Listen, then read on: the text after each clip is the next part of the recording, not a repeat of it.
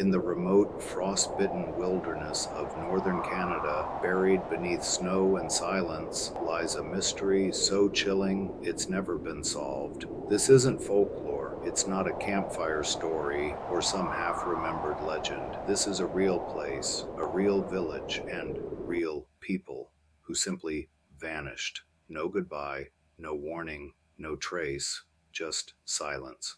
The story centers on a tiny Inuit settlement near Lake Anjikuni, a secluded stretch of icy water nestled in the Kavalik region of what is now Nunavut. Remote even by Canadian standards, the lake is surrounded by tundra, forest, and a silence so deep it almost hums. In November of 1930, Joe LaBelle, a seasoned fur trapper and explorer, made his way toward the village. He'd been there before. In fact, he'd often stopped to trade goods and warm up by their fires. The villagers knew him, welcomed him. He expected the same warmth on this trip, but something felt wrong, almost immediately. As LaBelle approached, the first thing that hit him was the stillness.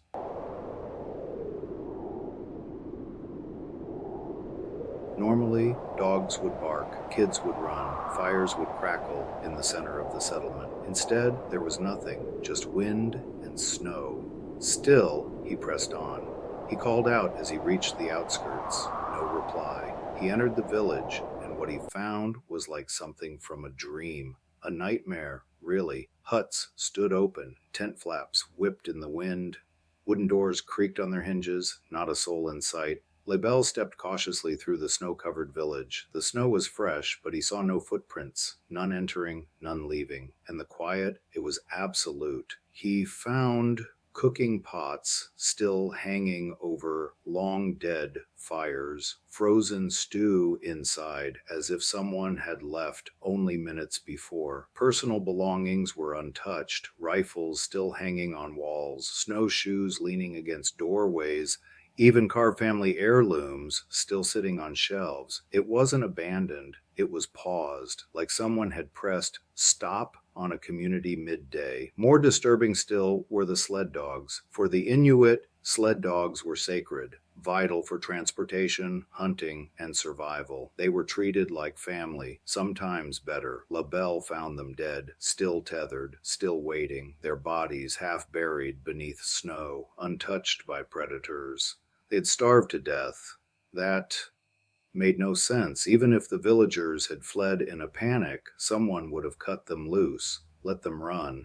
But no, these dogs had been left, tied in place, to die slowly. That alone told LaBelle something terrible had happened. Desperate for answers, he explored further. At the edge of the village sat a small burial ground. It had been carefully tended until recently. Now, several graves were open, not collapsed, not disturbed by animals dug up, the contents missing, bodies gone, not stolen by wildlife, not covered by a snowdrift, just empty graves, as if the dead had gotten up and walked away. At this point, LaBelle knew this was beyond his understanding. He made a grueling trek several days through waist-deep snow to the nearest telegraph station. There, exhausted and unnerved, he contacted the Royal Canadian Mounted Police. When the Mounties arrived days later, they confirmed everything. The village was abandoned. Supplies left behind, no signs of a fight, no evidence of disease, famine, or animal attack, and no bodies. 25 to 30 people gone without a trace. But that's not the end of the story, not even close. As the investigation deepened, more strange details surfaced. Nearby trappers and hunters reported seeing strange blue lights in the sky in the days leading up to the disappearance.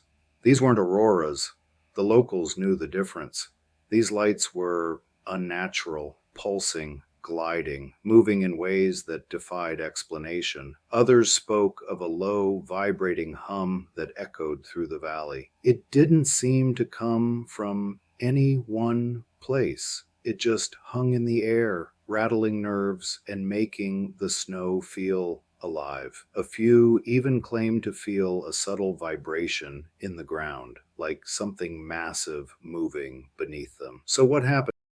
Over the years, Theories have multiplied like shadows in the dark. Some say the villagers were abducted, taken by an otherworldly force, the lights, the hum, the lack of bodies. It fits the pattern of an alien encounter better than a natural tragedy. Others believe the government was involved, that this part of Nunavut was used for secret military experiments, and the village was a casualty. There's no direct evidence, but conspiracy theorists point to similar cases of denial, redacted reports, and lost documentation. The Mounties eventually issued a statement years later claiming the entire incident was a hoax. They said there was no missing village, that LaBelle had fabricated the story. But why? Why would a lone trapper invent such a thing, risking ridicule and public attention? His writings and interviews show no hint of glory seeking. They show fear, honest, bone deep fear. Then there's the supernatural theory, the idea that something ancient and powerful stirs beneath the ice. Inuit legends speak of malevolent spirits, cursed lands, and creatures not seen in the world of the living. Some believe the village disturbed something sacred and that it simply took them back. Even skeptics struggle to explain what happened. The idea that the villagers simply relocated is the official fallback theory. Harsh conditions, lack of resources. They move somewhere else, but that doesn't add up. Why leave your food, your weapons, your dogs? Inuit communities are incredibly resourceful. They move with purpose. They carry everything they can. They don't vanish. And today, the lake is still there, remote, frozen over most of the year. Locals avoid camping near it. Hunters give it a wide berth. Some say the land feels wrong, like it's watching. There are occasional reports, rare but persistent. People hear dogs barking in the wind. They see lights out on the ice, a hum with no source, and every so often someone claims they saw a figure, just for a moment, standing on the frozen lake. Not moving, not speaking, just watching. Maybe it's a story. Maybe it's just a string of coincidences. Maybe, just maybe, an entire village really did disappear without a sound, without a trace, and whatever took them is still out there. But let's go back, because what the RCMP didn't want to talk about publicly was what their own investigators reportedly found: strange electromagnetic readings around the village site. Some said compasses spun erratically, radio equipment crackled with static even when skies were clear. There was even mention, never confirmed officially, of heat signatures detected beneath the frozen lake using experimental equipment brought in by the military decades later. Why would anyone test thermal readings in an area that nothing ever happened in? It gets weirder. One Mountie, who was part of a later unofficial visit to the site in the early 1950s, supposedly wrote in a private letter that the trees near the village had grown warped, bent slightly outward away from the center of the settlement, as if something had pulsed from within. That letter was never published, but copies circulated, and for those who believe the village really vanished, it added fuel to the fire. Then there's the UFO connection. In 1930, UFOs weren't a cultural phenomenon. This was pre-Roswell, pre-flying saucers. If LaBelle or local trappers described lights moving unnaturally in the sky, they weren't doing so with Hollywood in mind. They were just reporting what they saw. Some described the lights as moving silently, low over the tree line, changing color, blue to green to a dull red. One hunter said the lights followed the river like they were searching for something. Others claimed they saw shadowy figures near the village days before the disappearance. Tall, silent shapes that didn't leave tracks in the snow. And what about the cover-up? In 1931, a single article in a remote newspaper covered LaBelle's story. Then nothing. The incident vanished from the news cycle. Years later, the RCMP denied it ever happened, but that denial didn't surface until the 1950s. Why wait 20 years to discredit a story that was supposedly fake? Even more suspicious Early copies of the article became hard to find. Libraries reported missing archives. Microfilm reels were damaged or incomplete. Researchers who went looking often hit dead ends. It's almost as if someone wanted the story to fade away. Could the villagers have left? Some insist they migrated, but again, it doesn't add up. There were no sled tracks, no snowshoe prints, no signs of preparation, not even a trail of drop supplies. If they walked off into the wilderness, it was like they walked on air. And remember the dogs. They would have howled if their people left. But neighbors miles away said they heard nothing, not even a whimper. For an entire settlement to disappear without sound, struggle, or evidence, that's not migration. That's erasure. Modern times today, Lake Anjikuni is still just as remote. GPS doesn't work well in the area. Hunters often find themselves turned around, even if they know the land. Some have camped near the lake. Very few do it twice. One man reported waking up to find his compass 30 feet from his tent.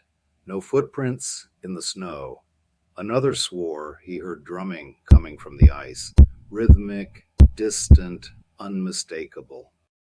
There are stories of drones flying over the area and mysteriously losing power mid flight, crashing into the snow, batteries drained, cards wiped. Locals tell tourists not to bother going. They say the lake doesn't want to be found. A cursed place? There's even an old Inuit tale, rarely told outside the region, about a place where the sky opens and souls are stolen. The story dates back generations and speaks of a sudden silence that overtakes a village before it disappears. The word used in that story, Anjikuni, final thoughts. We may never know what truly happened in that quiet, snow blanketed village. Maybe the people of Anjikuni were taken by something from above or something from beneath. Maybe they disturbed something ancient, something sacred, and the land responded, or maybe the silence is the answer. Maybe in the heart of the frozen north, some stories are meant to stay buried. But next time you're walking alone through the snow and the wind goes quiet and the dogs stop barking and the ground hums beneath your feet, just remember, an entire village once vanished here, and no one, not even the Royal Canadian Mounted Police, ever figured out why.